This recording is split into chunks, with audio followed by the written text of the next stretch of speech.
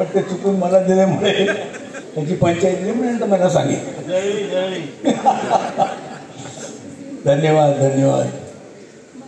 तुम्ही इथे माझा जो सत्कार केला त्याबद्दल मी कुठल्या शब्दात माझा आनंद व्यक्त करू हेच मला कळत नाही आहे.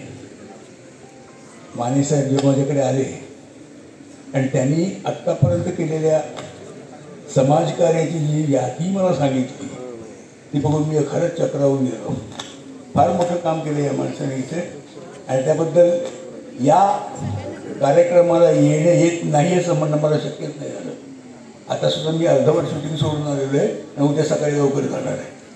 पण मी तेवढ्यासाठी मुद्दाम मी वेळ काढला इथे आणि यांच्याबद्दल आणि तुम्ही लोक एवढ्या संख्येने येऊन टाळ्या वाजवून माझं जे कौतुक केलं बरोबर. मी अशा मोठ्या दिग्गज कलावंताबरोबर बसलो आहे हे माझ्यासाठी केव्हाही गौरवास्पद ठरलं असं मला वाटतं. महादेवन काय अनंत महादेवन काय किंवा आपले शंकर महादेवन काय किंवा आपले सुरेशजी वाडकर. मी जेव्हा पहिला हिंदी पिक्चर केला तेव्हा त्यातलं पहिलं गाणं माझं पहिलं गाणं आणि किंबहुना मला वाटतं त्याचंही पहिलं गाणं असेल यांनी घ्यायला होतं मला प्रेम दिला होता. म्हणजे तेव्हापासून आमची सुरुवात आहे आणि तेव्हापासून आम्ही इंडस्ट्रीत अजून आहोत. 50 वर्ष होऊन गेली या गोष्टी.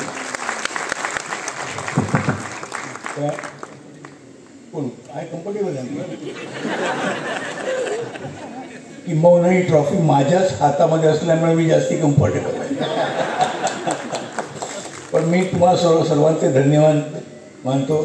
मला तुम्ही मान दिल्याबद्दल मी हे कधी विसरू शकणार नाही. Thank you very much.